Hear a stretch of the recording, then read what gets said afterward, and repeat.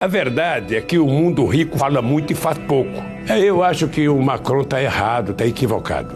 Eu sou Luiz Inácio Lula da Silva, sou ex-presidente da República do Brasil, estou detido aqui na Polícia Federal há 571 dias. Tudo bem?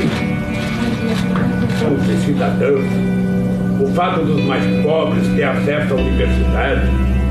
Gostaria de saber como é a sua rotina aqui dentro, o que o senhor tem feito durante todo esse tempo? É uma solitária em que eu convivo com pouquíssima gente.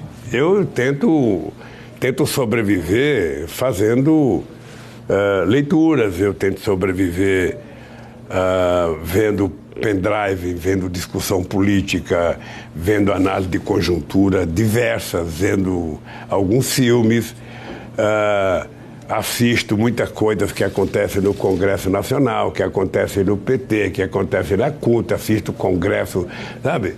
Eu vou vivendo, vou tentando preencher o meu dia sem permitir que o ódio, sem permitir que a raiva tome conta da minha vida, porque eu quero sair daqui bem e forte. Eu posso te dizer que eu estou lendo mais aqui do que eu já li em qualquer momento da minha vida, porque a leitura preenche uma parte do meu tempo vazio. E depois é gostoso você ler. Eu lamento não ter lido tanto quanto eu leio hoje há 50 anos atrás. E o que o senhor aprendeu com todos esses livros? Qual foi a coisa mais importante que o senhor aprendeu? Olha, a coisa mais importante que eu aprendi é cuidar do seu equilíbrio, sabe, enquanto ser humano, de não permitir que nada que não seja útil possa tomar conta do teu sono, possa tomar conta do teu amanhecer, sabe? Então eu procuro estar sempre, sabe, em dia com a minha alma, com o meu coração, com a minha cabeça, e isso me faz bem, me faz bem. Eu sou um homem crente, eu creio em Deus, sabe? Acho que se Deus é aquilo que eu imagino, que simboliza o amor, sabe? Eu acho que eu estou aqui cumprindo essa pena injusta dessa canalhada que me prendeu. Deve ser uma aprovação de Deus e por isso eu vou cumprir o meu ritual aqui, sabendo que quem fez isso está errado e quem fez isso um dia terá que ser punido. É isso que me mantém forte, com disposição de lutar, com disposição de brigar, sabe? E torcendo para que o Brasil melhore. E voltando um pouquinho à sua rotina aqui, eu gostaria de saber do que o senhor mais sente falta desde que o senhor entrou aqui na sede da Superintendência da Polícia Federal. Eu sinto falta de gente. Eu não sinto falta de beber, não sinto falta de comer nada, sabe? Eu sinto falta de gente. A minha vida inteira, eu gosto muito da relação humana, sabe? Eu gosto de tocar nas pessoas. Eu gosto de tocar nas pessoas, sabe? Então, eu não virei escravo da internet, não virei escravo do celular, porque eu gosto, sabe, do olho no olho. Eu gosto de tocar, porque o ser humano é química pura. Nós não somos algoritmos, nós somos uma química pura. Você tem, sabe? E a humanidade está virando algoritmos hoje. Ou seja, o Trump é capaz de saber tudo o que você pensa na vida, até capaz de dirigir o seu voto, sabe? A partir, sabe, do fake news, a partir da indústria da mentira. Então eu quero continuar sendo um político conservador nos meus hábitos de preferir a relação humana, sabe? Olhando nas pessoas, vendo os braços, pegando nos braços das pessoas. Eu sou assim. E espero, sabe, viver assim até os últimos dias da minha vida. Presidente, em agosto desse ano foram registrados mais de 30 mil focos de incêndios na Amazônia, quase o triplo do ano passado. Eu gostaria de saber se, na sua opinião, proteger a Amazônia é uma responsabilidade do governo brasileiro.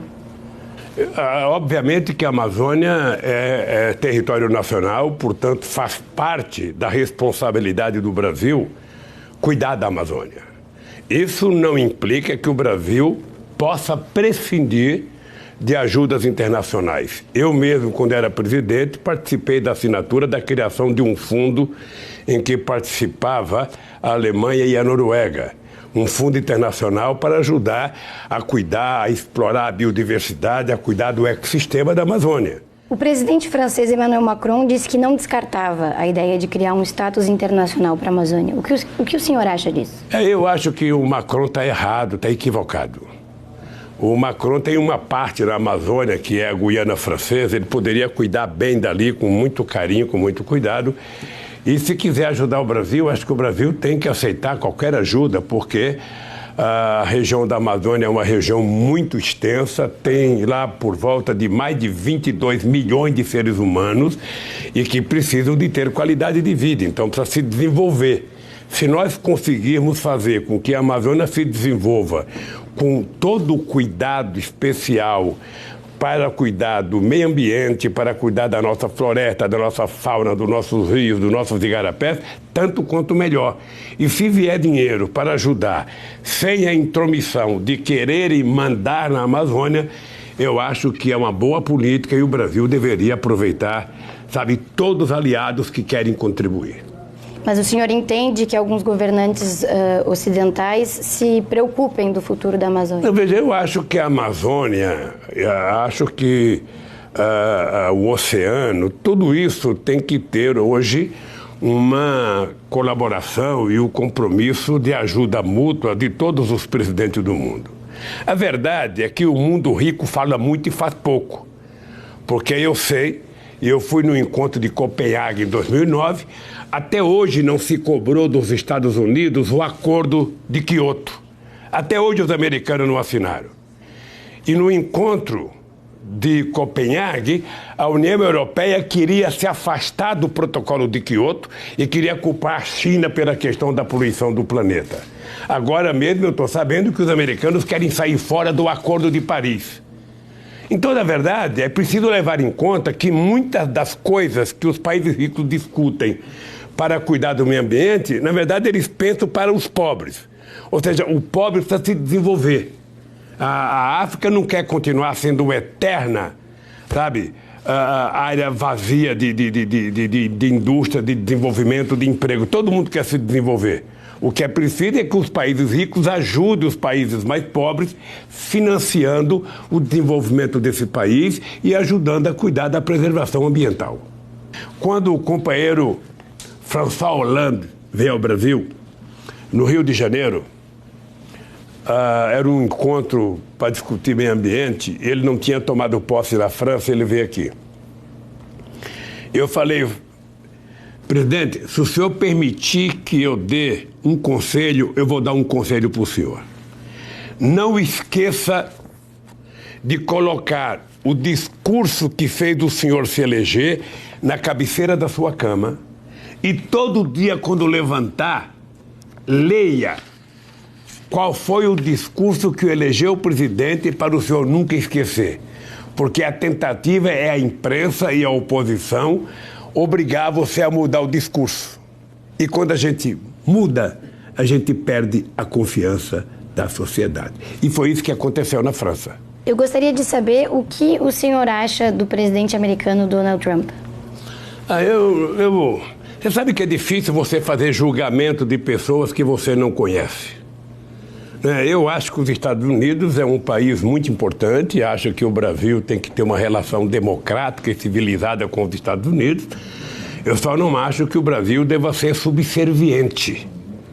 O Brasil tem que lutar para ser uma grande potência e não ficar sendo um país pequeno, admirando os Estados Unidos sem querer crescer, sem autoestima. Então, eu sinceramente acho que o Trump não faz bem para a democracia. Por quê? Porque ele não age democraticamente em nada. Veja, o presidente do maior país do mundo que governa o país via Twitter, não é possível dar certo. Não é possível dar certo. Sabe? Tentando, depois de de 60 anos se derruba o muro de Berlim, ele quer construir um muro entre México e os Estados Unidos. Não é uma separação ideológica, não é Guerra Fria, é uma guerra contra os pobres. Uma guerra contra os pobres, é isso. Então esse homem não tem coração, esse homem não é democrático, esse homem não tem porquê, sabe, merecer respeito, sinceramente. Quem é democrata não pode achar que esse homem é do bem. Ele não é do bem. O senhor saberia citar alguma coisa positiva que Donald Trump tenha feito? Eu não moro lá, não posso julgar o presidente de um outro país. Não posso. Eu gostaria que ele respeitasse pelo menos as crianças da América Latina, dos países do Caribe, que pela pobreza tentam procurar a sorte nos Estados Unidos, sabe, que essas crianças não fossem presas como ele tenta fazer todo dia. O senhor saberia citar alguma coisa positiva que Jair Bolsonaro tenha feito desde o início do seu mandato? Olha, é muito difícil. É muito difícil. Eu estou dando essa entrevista para você depois de assistir um depoimento destemperado do presidente na Arábia Saudita sobre o problema do caseiro dele, sobre o problema da morte da Marielle. E eu vi ontem aquele vídeo que ele fez, sabe, das hienas cercando um leão. Quer dizer, é uma coisa patética para um presidente da República que deveria estar preocupado com 210 milhões de pessoas, que deveria estar preocupado em gerar milhões de empregos nesse país, porque é o emprego que dá cidadania às pessoas, as pessoas trabalharem e ganhar um bom salário. Deveria estar preocupado com a qualidade de vida desse país, sabe? Entretanto, o presidente fica dando show e espetáculo para os milicianos que ele tão bem representa. Ele precisa saber, sabe, que todas as bobagens que ele fez valia antes de ser presidente. Agora, como presidente, ele tem que governar para 210 milhões de habitantes. Essas pessoas querem trabalhar, querem comer, querem estudar, querem viver feliz e querem viver em paz. E ele não está fazendo isso. E para o senhor, qual foi a pior coisa que ele fez até hoje? Eu acho que a pior que ele fez até hoje, ele começou com a questão do Mais Médicos. Ele mandou embora os médicos cubanos que estavam trabalhando no Mais Médicos, dizendo que ia colocar médicos no lugar, e até hoje você tem milhares de cidades que não têm médicos. Né? Essa foi uma das coisas mais graves que ele fez, numa demonstração da irresponsabilidade com a saúde do povo. A segunda coisa que ele está fazendo, ou seja, foi a reforma da Previdência e a reforma trabalhista. Na verdade, ele está introduzindo no país a volta do trabalho escravo, em que o trabalhador vai trabalhar, ele não tem jornada de trabalho, ele não tem documento registrado, ele não tem direito à assistência médica, daqui a pouco ele não tem direito à aposentadoria. Ou seja, é o Brasil voltando ao século XIX. É isso que eu acho que foram as coisas graves. E a coisa mais grave que está fazendo agora é a briga destemperada com os países da América do Sul e a tentativa de privatizar as empresas públicas brasileiras. Na sua opinião, o presidente Bolsonaro conseguiu entender as dificuldades e as necessidades do povo brasileiro? Ele nunca conseguiu entender a necessidade do povo brasileiro. Ele nunca sequer se preocupou em discutir as necessidades do povo brasileiro. É importante saber a vida pregressa do Bolsonaro. O Bolsonaro era um tenente do Exército que brigou com o Exército, se aposentou como capitão muito cedo, né? E a partir daí ele se elegeu vereador a partir dos clubes militares do Rio de Janeiro. Aí ele foi eleito vereador, foi eleito 7 vezes deputado. Sabe? Sem nunca se preocupar, ele nunca se preocupou. Você não conhece um discurso do Bolsonaro falando de problema do povo. Ou você tem discurso dele provocando alguém, ou você tem discurso dele falando em violência, ou você tem discurso dele defendendo um miliciano. Então, esse homem chegou à presidência da República por conta do ódio que foi disseminado nesse país a partir de 2013, na melhor, a partir da vitória da Dilma de 2014. Então, esse cidadão foi eleito presidente pela negação da política. E isso não dá certo em nenhum lugar do mundo. Mas o senhor acha que as mudanças que o Bolsonaro está fazendo agora são reversíveis? Veja, eu acho que elas terão que ir se moldando com o novo governo, porque ou você muda para melhor, ou você vai ter o povo brasileiro na mesma situação que está o povo chileno hoje. O que está acontecendo no Chile, o que está acontecendo com os aposentados no Chile, é o que vai acontecer no Brasil. Esse país é muito grande. Esse país nasceu para ser protagonista internacional. O problema é que a elite brasileira que governa esse país sempre foi serviçal. Foi serviçal da coroa portuguesa, foi serviçal da coroa inglesa e é serviçal dos Estados Unidos. E o senhor pensa em se candidatar em 2022? Bem, aí não é uma decisão pessoal, aí é uma decisão circunstancial.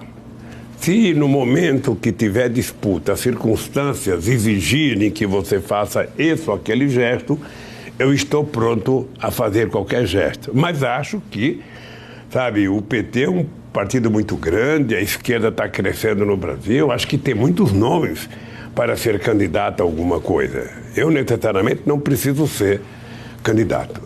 Presidente, o senhor deve ter visto, com certeza, as recentes manifestações no Chile contra a violência policial e a desigualdade social, assim como o retorno do peronismo na Argentina e as eleições no Uruguai. Então, a gente está assistindo a um novo sopro de esquerda na América Latina, mas a gente às vezes tem a impressão que esse movimento ainda está muito fraco no Brasil. Como o senhor explica isso? Não vamos falar um novo sopro da esquerda. Vamos falar uma coisa mais ampla, que é um novo sopro de democracia está acontecendo na nossa querida América Latina. Eu vou dizer uma coisa que eu dizia quando eu era presidente. A democracia, ela não é um pacto de silêncio. A democracia é uma sociedade em evolução, lutando por mais conquistas e tentando conquistar isso através das suas lutas. O que nós estamos vendo é a sociedade descobrindo que aqueles que venderam o neoliberalismo como saída para a crise, porque toda vez que alguém neoliberal quer resolver um problema da crise, ele aumenta a crise em cima dos trabalhadores. É mais desemprego, é menos salário, é menos renda. Ou seja, e o povo começou a se levantar contra isso. Não tenha dúvida que aqui no Brasil o povo também vai se levantar em algum momento. Poderia mandar um recado dirigido diretamente à juventude brasileira? Olha, se você está desanimado, se você não acredita em nenhum político, se você não acredita no Lula, se você não acredita no Haddad, se você não acredita no Bolsonaro, se você não acredita, sabe, no Ciro, se você não acredita no Bolo, se você não acredita na Marina, ainda assim, não desanime. Porque o político bom que você sonha, quem sabe não esteja em nenhum de nós, esteja dentro de você. Então, ao invés de negar a política, assuma a responsabilidade de que o Brasil é seu e de que você vai ajudar a fazer com que esse país volte a ser um país que te dê orgulho. Isso só vai acontecer se você tiver coragem de lutar. Sabe, coragem de reclamar é fácil, mas o que é importante é ir para a luta.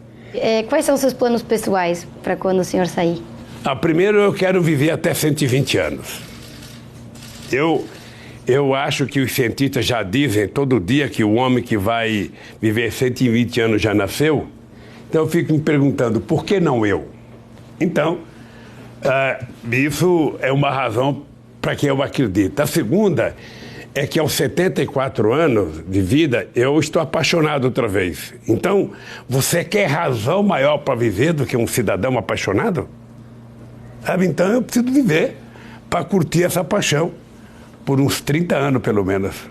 Então, eu brinco muito o seguinte, olha, a morte que não tente se aproximar de mim, porque aqui ela vai encontrar uma barreira muito dura, sabe?